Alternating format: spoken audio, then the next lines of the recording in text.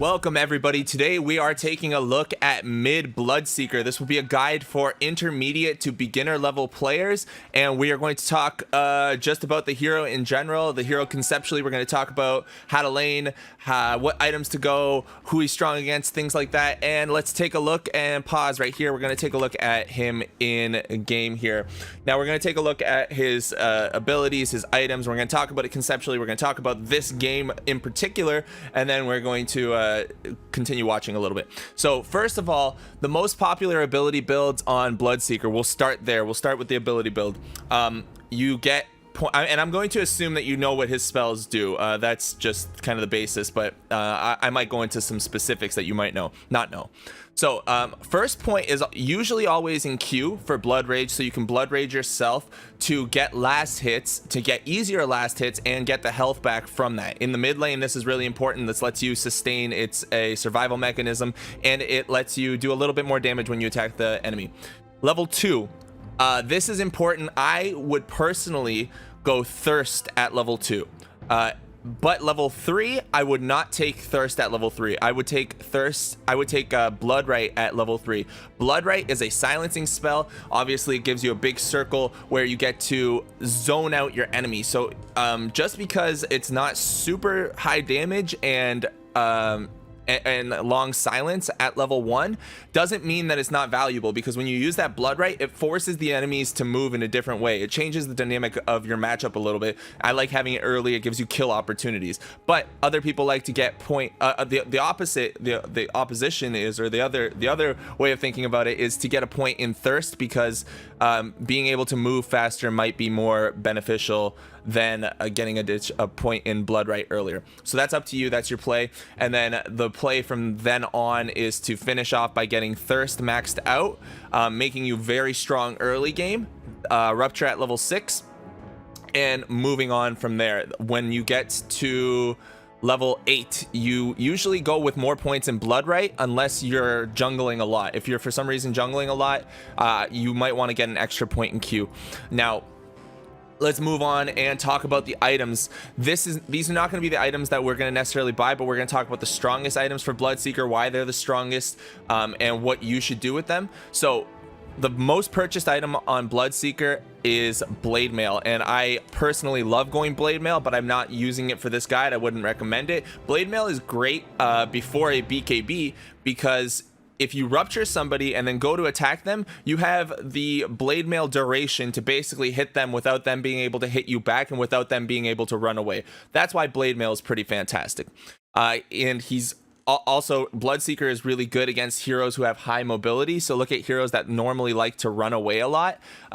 Pangolier running away in his ultimate, Rolling Thunder. Now that BloodSeeker's Rupture is lethal again, you're pretty much a hard counter to Pangolier. Other heroes that utilize their movement speed to get away, Night Stalker, Broodmother, Slark, all of these heroes who also like to get away if they are invisible, because if you drop below 25% HP while you have while BloodSeeker is alive and he has Thirst activated, it will give him true sight of the hero.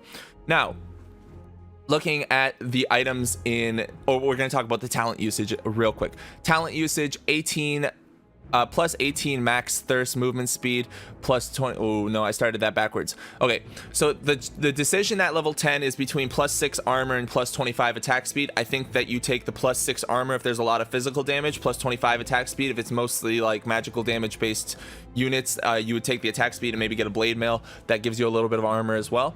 Level 15, the 75 blood right damage versus the 275 health. 275 health is a lot. The 75 blood right damage does help clear waves, farm, and it's pretty significant damage, but I usually take the 275 health. Now at level 20, it's usually a no-brainer for me to take the 25% lifesteal over the Rupture cast range. If you're playing Lifestealer and you don't have the ability to get close enough to Rupture like at all, he's a melee hero. You're probably not able to do much in that game then. You need it sometimes. There's some games where you need to Rupture a hero from a far distance and you might go this over the lifesteal, but most of the time lifesteal would be my preference. And then level 25, the preference and the win rate percentage is to go with the plus 18 max thirst movement speed, but don't underestimate how powerful -6 second blood rite cooldown is. It means that your blood rite at level when you level it up to level 4 and then get that talent, every 6 seconds you get to activate it. That's a lot of time that that's a lot of silence, you know, because if that's a huge duration, if you silence a whole team, or if you silence 1 to 2 heroes and then you throw it down again every 6 seconds, you're just throwing down a big silencing spell. Like, everyone has to get out of that range. Like, you're controlling the whole. That's a lot of crowd control. Okay, cool. Now let's talk about this game in particular. So we're getting in there. This is the one right here by XCZ. I don't know exactly who he is, but he is ranked approximately 5,500 to 6K. We're gonna look at this build and talk about why it's cool. Now, I picked this one because almost every other build that I was looking at has a Midas build up, and I don't want to build a Midas on BloodSeeker anymore, man. I'm just done with that. Let's finish building the Midases. They're not that valuable, although sometimes you just get it. But in this game, so the build up is going to be Phase Boots, Wand, Radiance, BKB, Agnums, Skull Basher, and Monkey King Bar. Now, I do like this. There's a few good reasons for him building the items the way that he did. I like the Radiance first build against the lineup. If you take a look at his opponents, it's Bounty Hunter, Drow, Darkseer, Pango, and Wind Ranger. So when we're looking at these guys, we know that the Pangolier likes to run away. He's very fast. We know that Darkseer has Surge, very fast, and we know that Wind Ranger has Wind Run to increase movement speed and run away for escape very fast. In addition, Drow doesn't want to have distance closed on her, and Bounty Hunter goes invisible and also runs away and plays like this, like 4 position where he's jumping in and out of fights. He's never in there just like bam, bam, bam. I'm a Bounty Hunter. No, he's sly, he's secretive. You know, he's in and out of there. So the Radiance first is pretty good against all of these heroes. Second item is the Black King Bar. Now, Black King Bar, there's some teams that you cannot play against without a Black King Bar. This game, he felt that it was necessary to go the Black King Bar before his second item.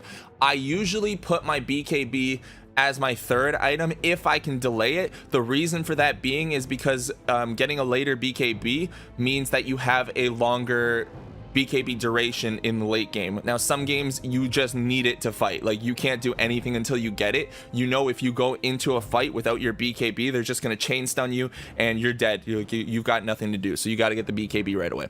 I do like the pickup here. Now, I like the Agnum Scepter because Agnum Scepter on BloodSeeker gives him 2 charges of Rupture, and like we talked about earlier, these 3 heroes right here, Darkseer, Pangolier, and Wind Ranger, they all want to run away. They want to just get out. That's what they want to do.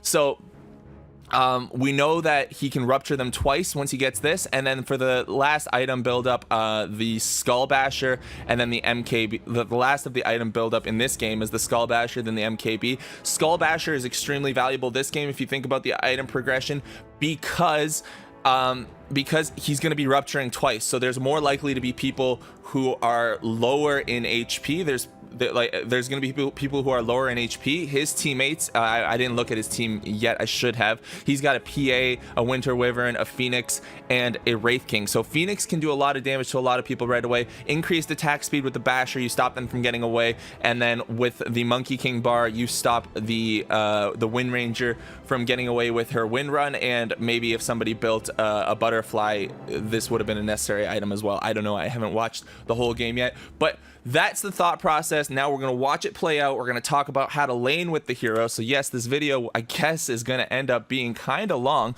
but that's okay. We're just going to go in depth here and watch it. Now, one thing to notice, the BloodSeeker first item he sent himself before the lane even started, in the mid lane, was the healing salve. BloodSeeker gets healing salve early. Let's see the last hits and denies. BloodSeeker likes to get a healing salve early in the mid lane. Most heroes do. For those of you who are mid lane players and you're not buying that healing salve early, it's probably because you're not being aggressive enough early game. Now let's take a look at the way he's playing this lane. Notice that every time he has the opportunity to, he's walking forward and he's hitting the Pangolier. The Pango is now standing behind his tower, so he can't really get him. He's going to try to get the rest of his last hits. Another opportunity to hit the Pango, and now with BloodSeeker, this is a really cool thing you can do. You get to last hit under the enemy's tower because being there isn't as dangerous for you, and it regenerates your health if you do get the last hit. So it makes it harder for the enemy to get last hits. Pango actually has 6 already, which I'm kind of surprised about, but he is using his swashbuckle. Oh, he almost missed that. He is using his swashbuckle, and here goes Lifestealer actually starting to take the lead, 7-3. Watching the mid lane, again, he is still just trying to zone out the Pango, not let him get these last hits. He has higher base damage. He has the Quelling Blade. I just want to click on the Pango for a sec. Let's see what he has.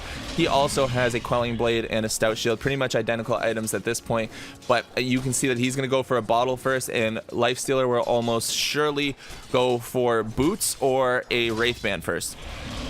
I personally don't like to go for the Wraithband. This is what I'm talking about. You see the zoning play? Yo, we're going to go back 10 seconds here. This is what I'm talking about at level 3. Look at what he did here. He is zoning out this Pango the second he gets to level 3. He's using his mana because he has a full mana pool, and he forces him back. He's still silenced. He takes damage. He's forced back, and now he has complete control over all of these last hits, whereas before, Pango might have been able to stay closer and get 1 or 2 of those. With the way that he played that, Pango had absolutely no opportunity to do that. And now Pango does send himself a salve. He's healing up. The BloodSeeker should probably consider using the Courier soon. Let's speed this up a tiny bit. All right, we're gonna slow it down again. So where is the BloodSeeker gonna go? There, he backs up just to eat a tree. He's taking a look around the map. Now BloodSeeker can also easily last hit under tower. There he goes again at level 3 using his Q for zoning purposes. And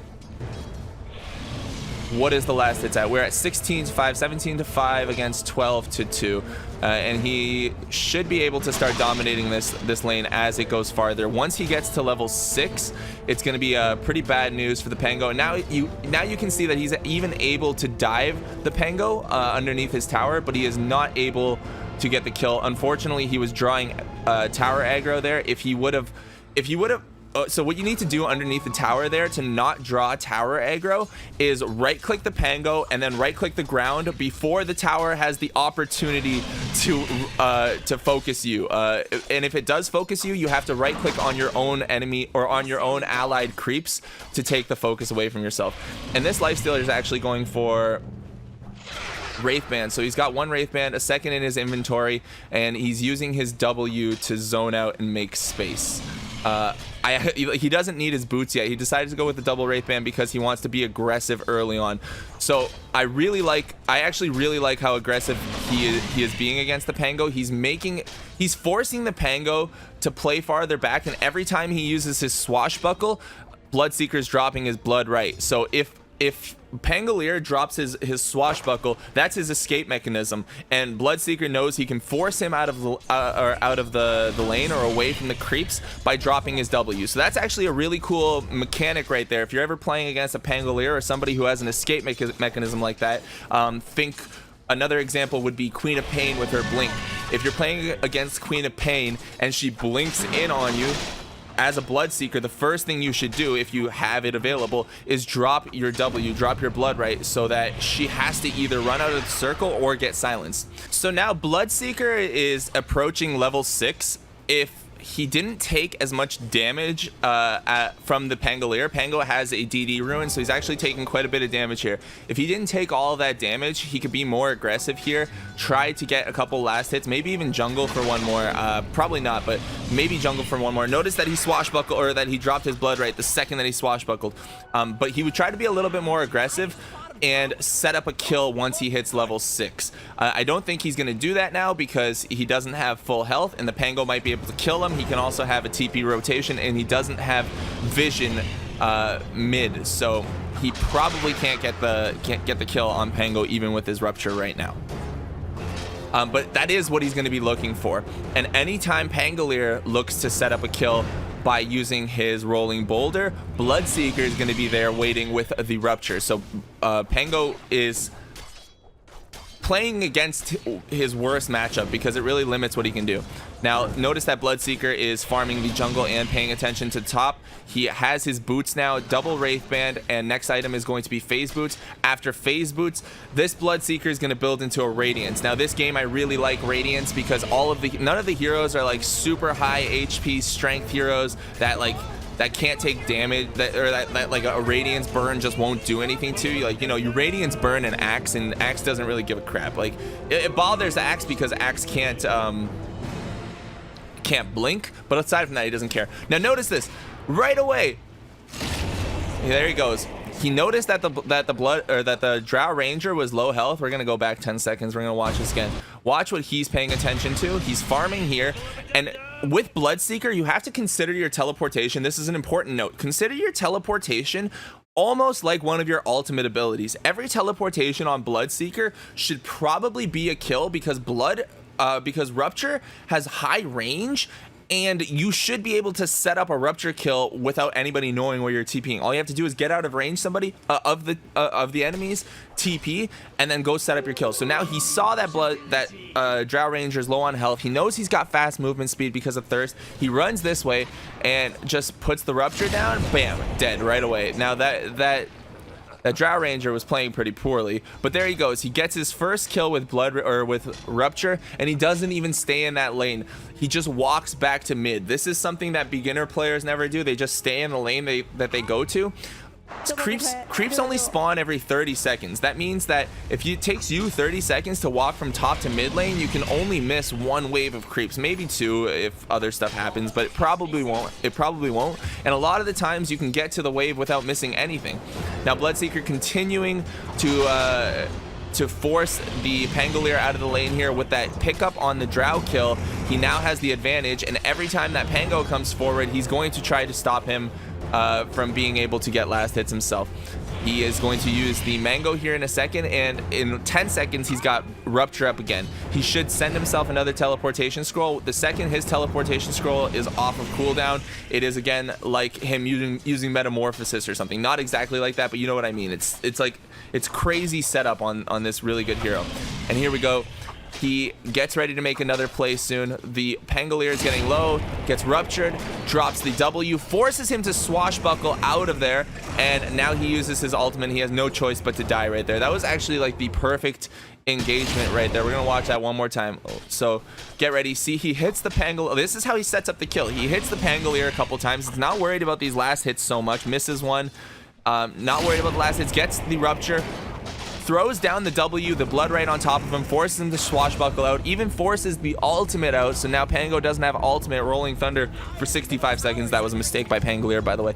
Doesn't have Rolling Thunder, didn't get a rotation, and BloodSeeker gets the kill. So there we go. Now he has quite a bit of gold. He has good items to fight with for the early part of the game. He doesn't have like a Yasha, but the double Wraith Bands are nice. Now, when I go for blade mails, I don't get 2 Wraith Bands. I usually just get 1 because blade mail is a pretty good early progression item because it gives you you build it out of the chainmail, and that's pretty sweet.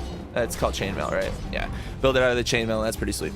So I usually like to go with the Wraith Band, then chainmail and blade mail. But if I go with something like a Radiance, I don't know, sometimes I get a little greedy, but it's beneficial to get the items as long as you can do something with them. If you're one of those people who like to buy items like Battle Furies and Midases without getting anything before that item, you need to think about what that item, like what's that item actually doing for you? What's the purpose of you getting to a Battle Fury? It's to farm faster. Well, if you want to farm faster early game, you need farming, like you need items to give you more stats because you just can't kill creeps very quickly when you're levels 1 to 7 or 9 or 10 or whatever. Even there's a lot of heroes that just can't, and you need to get items to build up to that, and you also need to get items to fight. So buy your Wraith Bands, buy your things like that. Let's speed up the game a little bit. We're going to talk a bit more about how he plays the game, but I'm gonna wait for more important moments to show up, and we're gonna kind of speed through this replay at this point. At this point, what's more important to think about now, The main start of the laning stage is over. BloodSeeker has won. He has the last hit advantage, 66-9 over 34/4 by the Pangolier. So BloodSeeker won this lane. He's got his advantage. He's got the level advantage. What he needs to think about now is just map movements and taking objectives. What other people like to think about a lot of the time is just like, okay, I just gotta farm now. I'm a BloodSeeker, let me get farm and I'll win the game. BloodSeeker doesn't need any more farm to win himself this game. All BloodSeeker needs to win this game, ooh, there he goes. All BloodSeeker needs to win this game is to make the correct decisions from now on. He's already won himself the game. For him to lose this game, he would actually need to throw kind of hard. Well, not hard, but he would need his team to play poorly, and he would need to make a lot of mistakes. But he's put himself in a really good position to win. So while he makes his movements around the map, his objective is going to be to save his towers, to save his teammates, and to push objectives whenever he can.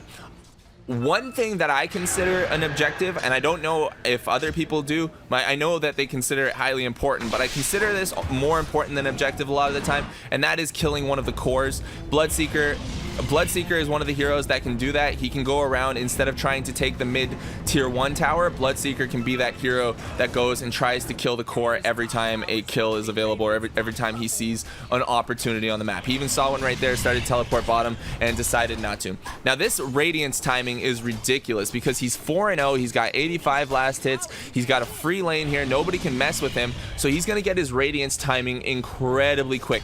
The faster you get your Radiance timing, the faster you can expedite your farm because of how Radiance works. Now Radiance is also good because of what it does in terms of lowering everyone's health, giving him his passive, or his bonus in his passive, which is his thirst. Now as you can see again, Pangolier has no option. Once he gets ruptured, he just tries to swashbuckle away and bam, he's dead. Making mistakes left and right here. What is the Pangolier at? He's getting crushed. He is 0-4, and this is one of the worst matchups for Pangolier. So this is a good video to watch in terms, or a good replay to watch in terms of how to crush a bad matchup. But don't think that just because you're watching him win against a good matchup that that BloodSeeker, like, he's not doing the right things. You know, he's not winning just because he's BloodSeeker. He's also doing all the right things around the map and playing incredibly well, while also having the advantage of being BloodSeeker against Pangolier. Now let's speed this up a little bit. So he's just gonna farm and try to get his Radiance. Now he's got his Sacred Relic. Let's speed it up. He's got Rupture in 3 seconds. So the second his Rupture is up, here he is making a play. Stuns. Oh no,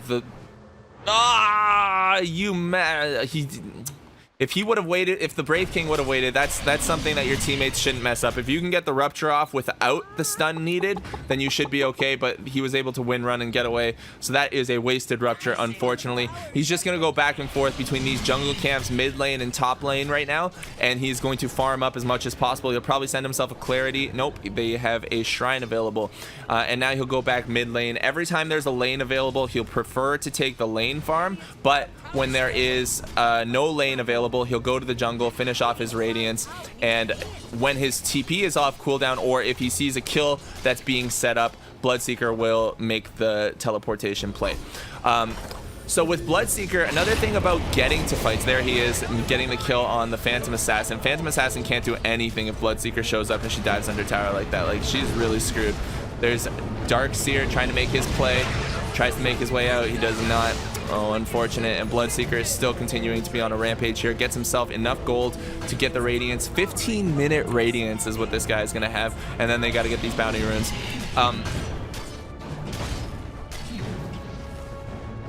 I had something to say. I had a point to make, but I don't remember what it was. That's okay. We'll just get back into focusing on this game. Now that he has the Radiance, BloodSeeker can pretty much run down any lane and get a crazy amount of farm. He can go to the lane, farm, jump into the jungle camps, jump out, and come back and forth. Every fight that he shows up to, he'll probably win, but his teammates seem to be feeding a little bit here. So BloodSeeker's having himself a 7-0 game, but his teammates are not doing so hot. What are they? They are 1-4 on his... Oh, PA was on his team, and I said that you ruptured him. I'm such a bozo. 1-4 on the PA, 0-3 on the Winter Wyvern, 1 and 3 on the Phoenix, and 1 and 2 on the Wraith King. So BloodSeeker is actually like the saving grace of this team. Now that the Wind Ranger is silenced, she's getting hit by the Rupture. She's trying to run away. The Rupture damage, no QO, no Bloodrage. There he goes. There's the attack speed. There's the movement speed. BloodSeeker chasing down. Oh, shoot. There's Drow Ranger. Luckily, that BloodSeeker still gets 4 seconds of increased movement speed after the hero dies. Phoenix dies to Drow Ranger, but BloodSeeker does not go down. And now he's thinking that the next item that he needs is a BKB. I think I would have gone, instead of BKB in this instance, I would have gone with a Blade Mail and then a BKB, because Blade Mail is really, really good against some of their heroes. Against Drow, Drow can't attack you, and Drow does crazy damage, so she has to stop attacking you. Wind Ranger, the second she uses her ultimate on you and you got Blade Mail, she can't stop attacking. She's just like, pew, pew, pew, pew, pew, pew, pew, pew. I'm an idiot, I don't know how to stop. Darkseer, his Ion Shell, this guy, like, there's a lot to Blade Mail back. So I would have liked to see a Blade Mail, but obviously he has decided to go with the BKB, and this is probably part of the reason here. Darkseer does a lot of magic damage. He's one of the heroes that I underestimate when I play personally. So that's probably one of the main reasons, is to avoid all this control that the BloodSeeker has, or that the Darkseer has, and to make sure that he has the ability to move around freely, because nothing stops him anymore. Nothing stops this BloodSeeker, nothing kills him unless he isn't able to move, unless he gets chain stunned.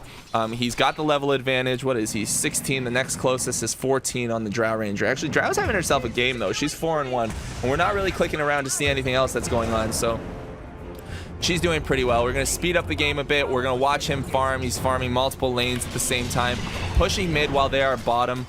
And now he knows that it's not safe to be here. He's going to go into the top jungle. This is actually kind of dangerous because he doesn't know where their heroes are.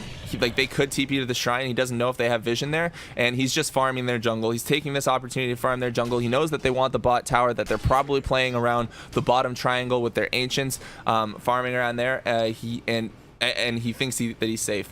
So turns out that he was correct. He made the correct call. He farmed all of this, and now he's going to go top to see if he can help the Wraith King out. He has Rupture available. He's going to Rupture.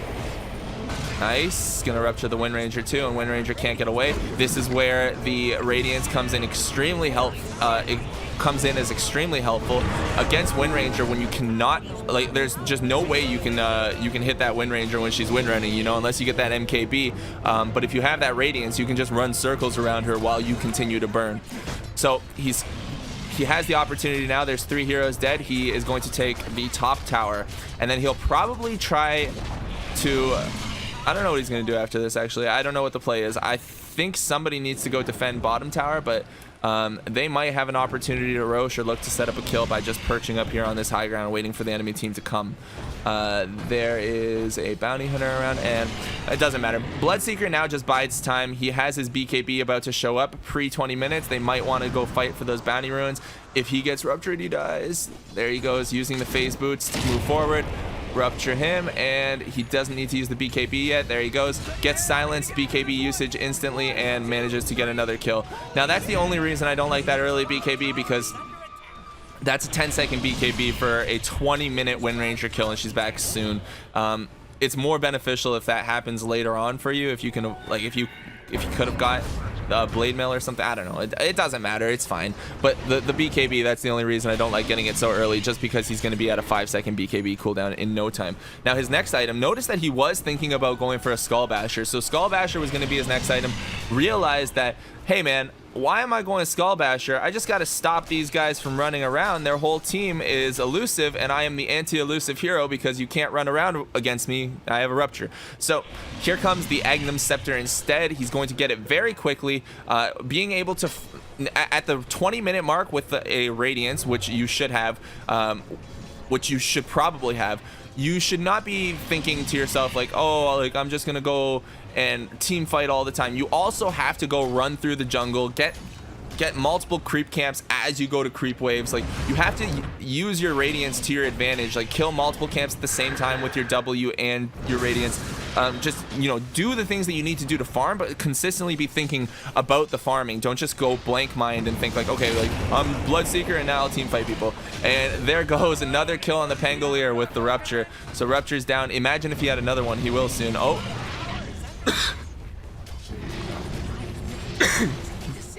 Excuse me. Almost with the kill on the Drow Ranger. And now he's actually having like the perfect game. He's 12-0. Nobody can do anything to him unless they make a play around the map to set up a kill. Like there's no gank that's coming out from the Wind Ranger, or the Darkseer is not trying to come vacuum wall him. Even if they do, they can't really catch him. Drow can't catch him. It's going to be such a hard task for them to kill BloodSeeker at this point that all he has to do is continue playing around the map. His carry got crushed. His PA is sitting at 1-4 right now. Like there's not this game is a 100% victory on the BloodSeeker's part, and I hope he gets the Aegis. Yes, he does.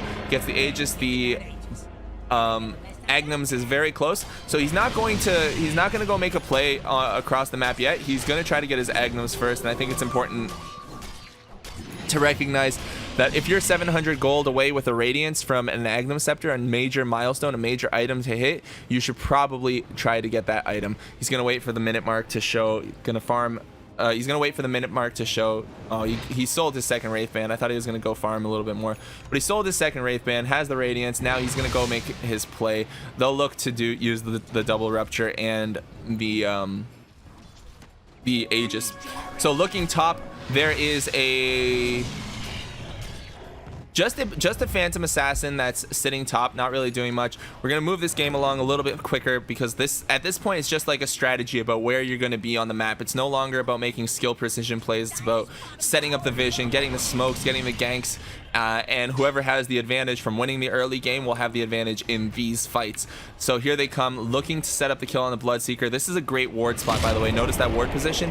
And BloodSeeker, what did he take? The Rupture range talent? He did. That's why you take the Rupture range talent instead of the 25% lifesteal. And in this case, this game, he does not do a lot of hitting damage. He does most of his damage through his Bloodrage, through his double Rupture, and through his Radiance. So in this game, I like the 600 Rupture cast range. He's not doing that much hitting.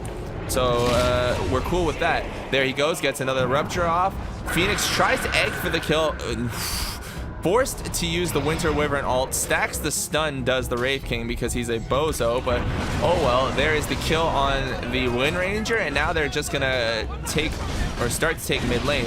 Now this game actually has quite a bit more, so I'm gonna speed through this because this is essentially the point that I want to get to understand how you're supposed to win your lane as a BloodSeeker, how to make the rotations, what items to buy. We talked about how to pull or how to play the lane a little bit. We're gonna speed up the rest of this game and watch the major fights, but I don't want to watch all of this because at this point you're running around the map and trying to take objectives while kill enemy heroes without getting yourself killed. So we'll talk about it, we'll watch it on fast mode, and sort of talk about how the team moves as a whole. So notice that the whole team is moving as 4 players. Slow it down a little bit for this fight. Notice that the whole team did move as a whole. All 5 players moving around. Damn, that BloodSeeker gets a nice wall, but does manage to get vacuum. BKB comes off on the BloodSeeker. BloodSeeker decides to go straight for the Drow Ranger. Isn't killing that BloodSeeker, and unfortunately he looks like he's about to go down, but they are taking a lot of damage, the Dire team that is. BloodSeeker respawns with the Aegis, drops the Bloodrage in the right spot, runs around the wall so he can try to... Nope. Yeah, I thought he was going to try to get that kill here. Why are we watching the Dire's point of view? The Radiant. Okay. BloodSeeker's dead. They tried to make the play, they didn't make it happen, and now it's just going to be a game of them trying to break their heads against this wall for a little while. They might, like, this game is losable if the enemy team plays really well, but we're not going to go into the super late game. We're just going to talk about, like, I'm going to call it here. I was going to go through the game super fast, but we're going to call it and just talk about the rest of his items, why he went them, and how this game played out. So the rest of his items, he wanted to win this game early with this is the item timing. He basically won the game for his team, and as long as his team doesn't lose the game now, I know this sounds weird, but as long as his team doesn't lose the game now, he basically won the game. He's going to buy the MKB for the Wind Ranger to be able to hit her when she wind runs, and to make sure that No, she's not. I thought she was going butterfly. I was gonna say to stop this drow from getting butterfly, but she's not. To go through this drow's butterfly, but she's not going butterfly. All right, that's the game, y'all. Appreciate you guys all tuning in. That was BloodSeeker. I hope you all learned something. My name is Navitz, representing my esports team, the Sploosh Troop. I will do another game or another guide, probably on BloodSeeker again, but just playing him differently with a physical damage build. The main things that I wanted to take away from this one is that you're not going Midas, you're trading a lot early, and then at level 6 you are essentially taking yourself, using your teleportation scroll as an ultimate, moving around the map, getting kills everywhere that you can find ruptures without people seeing you approaching. Thank you for tuning in. Subscribe, comment, and like. If you comment, I will reply. If you have any questions, you know, you can check my Discord out. My name is Navitz. I will see you guys next time. You can check me out on twitch.tv/Navitz if you want to see live gameplay. Peace out, guys.